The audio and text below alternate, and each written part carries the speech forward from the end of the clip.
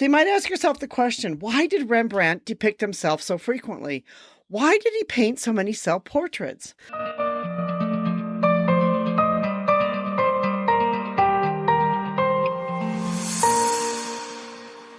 Hi, this is Anita from 5 Minutes with Art, where we give you in 5 minutes each week something about art. Today I want to talk about Rembrandt, and most of you probably know the name Rembrandt and have heard about Rembrandt, the great Dutch artist. But what you may not know about him, or maybe you do, is that Rembrandt painted a lot of pictures of himself. He painted a lot of self-portraits. In fact, it is estimated that he painted over 90 self-portraits or sketched them so a lot of people say, well, Rembrandt's favorite subject was himself. So you might ask yourself the question, why did Rembrandt depict himself so frequently? Why did he paint so many self-portraits? Well, here are some of the reasons why. One is that painting a self-portrait was convenient. If you needed to paint someone else, you had to have a model, they had to sit for you. It took a lot of time. If he had a self-portrait, he could, essentially just look in the mirror, paint himself. He saw himself as, being able to, it was easy for him to be able to paint pictures of himself. He's known for his keen observation, desire to capture the human essence. And what a better subject than himself to continuously practice and do that, use himself as a source of inspiration, a source of practice. Could have been simple economic factors of his self-portraits. Could have been about money, that he just didn't have money to pay for the models, didn't have money to pay for people to come and sit for him. So he saw himself as being able to paint some pictures of himself, and he didn't have to, have some of the extra expenses. They allowed him an artistic expression and reflection, that he was able to essentially paint what he wanted. He didn't have someone whose self-portrait he was painting that had say, oh no, I want to be this way or that way. He was able to do whatever he wanted to do with his own self-portrait.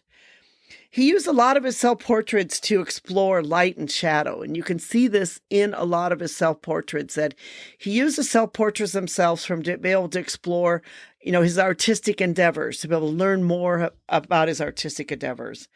It was a kind of a form of self-promotion, that he, used the portraits of himself to be able to, he marketed them. He marketed them as his self-portraits, which allowed him his identity and to assert his individuality. You might ask yourself, well, why did he paint so many self-portraits? And, the answer isn't just so easy that he was, someone who thought highly of himself, because in fact, a lot of the self-portraits that he painted, are quite interesting. They're not all the most flattering. Some are, some aren't. He painted himself some of them in costumes. He painted himself with a poodle. He painted himself as an easel. He painted himself wearing a gold chain. And whether he actually ever owned a gold chain, we don't know. But he painted himself in different hats. He painted himself as a young man when he was older. He painted himself with a velvet beret. Painted himself even as in a helmet. He painted himself, as an old man with all of his wrinkles, and you can see his face and how his face is wrinkled over the years. So I don't think himself painting himself as a self-portrait was normally, just that he wanted himself to look beautiful or great, or why would he paint himself as an old man, even with a double chin and all the wrinkles and the lines under the eyes, which is really, really a great self-portrait. So he even painted himself with all of his flaws. And it's really interesting because when you look at the self-portraits, you can see kind of like, how people change over time from, him as a young man to him as an older man, to him having gained weight, to him being thinner, to him having gray hair, to him having lines under his eyes. So it really is very much a testimony of his life. And kind of what art meant to him, because, near the end, he, painted himself with an easel. He painted himself in what, kind of seemed to be like almost in a night hat. So I think the self-portraits that he left for us is a great testament of just what life was like for him and about this great man and this great artist.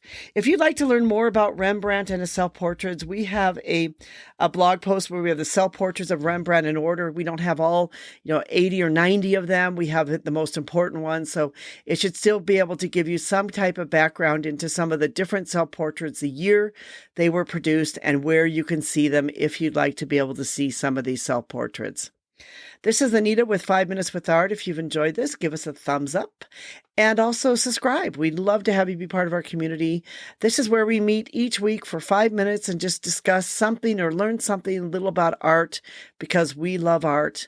Anita Louise Art is our blog. If you'd like to be able to see more, you can go to our blog, and it's all about art that makes you happy. We love art that makes us happy. We'd like to thank you, our audience. We know without you, this would not be possible. And we'd also like to thank Rico for helping to put all these podcasts together.